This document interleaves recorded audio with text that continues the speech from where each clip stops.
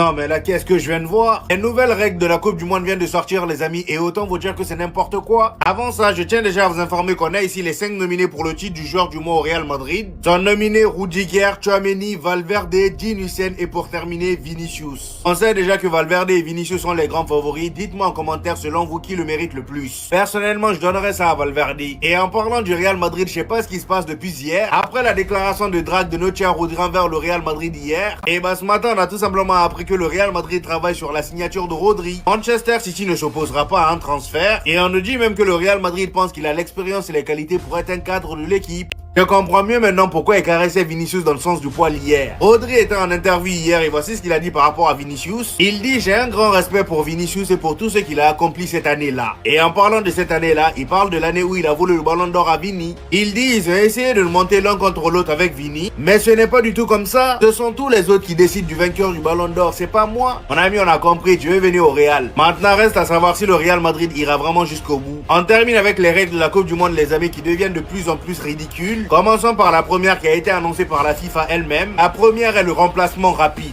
Le joueur remplacé dispose de maximum 10 secondes pour quitter le terrain. En gros là, si je comprends bien, tout le monde doit se transformer en flash. Parce que s'il met plus de temps à sortir sur le terrain, et bah son remplaçant va attendre 1 minute de plus. Comme ça, son équipe va jouer en infériorité numérique. Est-ce que vous vous rendez compte de la folie? C'est pas fini. La gestion du temps sur les remises en jeu, là par contre c'est très bien. Un chronomètre de 5 secondes sera appliqué pour les touches et les dégagements. Dépasser ce temps entraînera la perte de possession de balle. On nous dit aussi que la VAR pourra examiner les deuxièmes cartons jaunes entraînant une expulsion, ainsi que les corners accordés à temps. Tout ça là pourquoi? Laissez-nous profiter de notre football. Et voilà, il est énervé. Neymar est en train de saouler Carlo Ancelotti. Carlo Ancelotti vient de prendre la parole concernant toutes les polémiques autour de la non-sélection de Neymar. Et vous allez voir que là, malheureusement, il a mis le point sur la table. Il est saoulé. Mais avant ça, on a des nouvelles de notre cher Xabi Alonso. Selon le média Bild, Xabi Alonso est prêt à prendre la succession d'Arne Slot à Liverpool, à la seule condition d'attendre la fin de saison, c'est-à-dire qu'il veut pas prendre le club en cours de saison. Et on nous dit qu'une décision sera prise au plus tard cet été. Bien évidemment, vous vous en doutez que c'est pas le seul club qui le veut. Il est également l'une des options du club pour remplacer Pep Guardiola en cas de départ. Maintenant, reste à voir le choix qu'il va faire. Moi, personnellement, je le vois à Liverpool.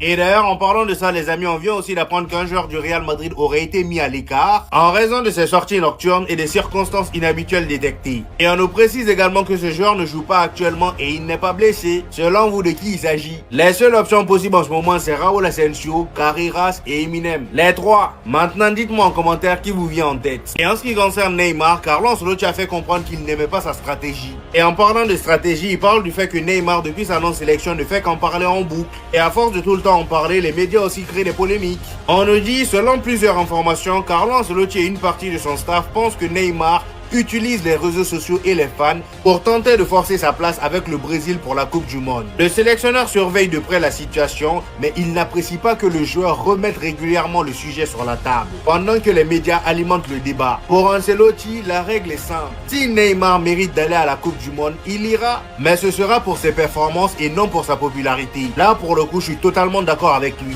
Non mais là le Brésil c'est inquiétant. Même à 10 contre 11. Aujourd'hui la France retrouve le Brésil dans un match amical très attendu. Et étant donné que la Coupe du Monde c'est dans quelques mois, on s'attendait à ce que le match soit très disputé. Sauf que non, en première mi-temps déjà, l'équipe de France, certes, ils ont eu un peu de mal à bouger le bloc défensif du Brésil. Oui, le Brésil joue en bloc bas. N'oubliez pas que c'est Don Carlos leur entraîneur, même moi ça m'a choqué. Le gars il s'est cru encore au Real Madrid, jouer bloc bas, aller en transition dès qu'on a la balle. Ou si possible, balancer le ballon sur Vinicius ou Rafinha. Sauf que malheureusement pour lui aujourd'hui, il est tombé sur une équipe de France avec un Tchouaméni au milieu. Dans ses récupérations, comme vous le savez depuis quelques temps, il rigole pas. Et aujourd'hui, s'il y a bien une chose dans laquelle l'équipe de France a été forte, c'est dans le pressing. Il mettait tellement d'intensité, surtout au milieu. Résultat, en première mi-temps, totale domination de l'équipe de France, balle au pied. À la 32e minute, sur un gros pressing de l'équipe de France, Tchouaméni récupère le ballon au milieu. Et là, Ousmane Dembélé récupère le ballon. Il voit Kylian Mbappé aller dans la profondeur. Il n'a même pas hésité 2 secondes. Il lui fait la passe en profondeur. Et là, Kylian Mbappé arrive devant le gardien. Il lobe. De toute façon, lui, on le connaît déjà pour ça. On peut tout lui reprocher, mais dans la finition, laissez-le tranquille. La deuxième mi-temps arrive, l'équipe de France baisse un peu d'intensité, ce qui rend automatiquement un peu plus dangereux le Brésil. Malheureusement pour la France, sur une action du Brésil à la 47e minute, Upamecano, dernier défenseur, fait une faute. Il prend un carton rouge, c'est un peu sévère certes, mais c'était le dernier défenseur. Et pendant qu'on pensait que le Brésil allait égaliser avec ce carton rouge là, et bah non, Ekitike vient marquer le deuxième but. Et cette fois-ci, c'est sur une passe en profondeur d'Olysée. Olysée qui a été incroyable ce soir. Alors lui, vraiment, c'est une dinguerie. Il fait la passe à Ekitike. Ekitike Ekitike aussi vient mettre son lob. Juste après ça, on a Ekitike et Mbappé qui sort. Chouameni et Dembélé sont sortis juste avant. Ce qui fait que l'équipe de France en termes de pressing c'était moins bon. Et à la 117e minute, le Brésil réussit à marquer un but.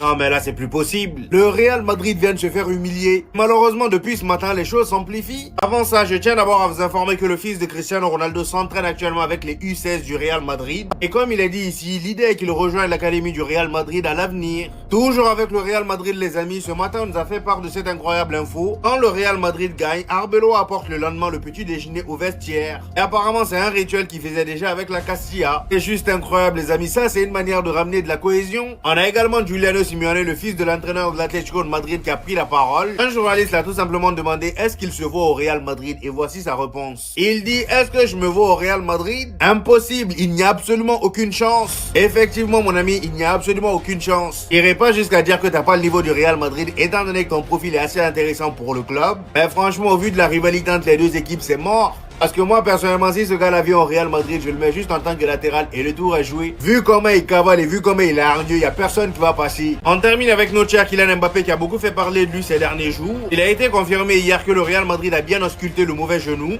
Et après auscultation du mauvais pied, ils lui ont dit qu'il pouvait jouer, que tout était ok. Kylian Mbappé a été obligé de venir sur Paris pour avoir de vrais résultats. Et c'est donc ici que le Real Madrid se fait humilier. On a l'ex-nutritionniste du Real Madrid, Itziar Gonzalez, qui a pris la parole. Après toutes ces polémiques autour de la blessure de Kylian, elle a pris la parole sur les réseaux. Elle dit merci Kylian, j'espère qu'ils chercheront des personnes compétentes et instruites plutôt que des personnes narcissiques ignorantes et qui finissent par faire du mal aux joueurs. Et je rappelle que lorsqu'elle avait été licenciée par le Real Madrid, elle avait lâché beaucoup de dossiers sur le staff médical. Bref, malgré l'erreur de diagnostic sur Kylian Mbappé, aucune personne n'a été licenciée.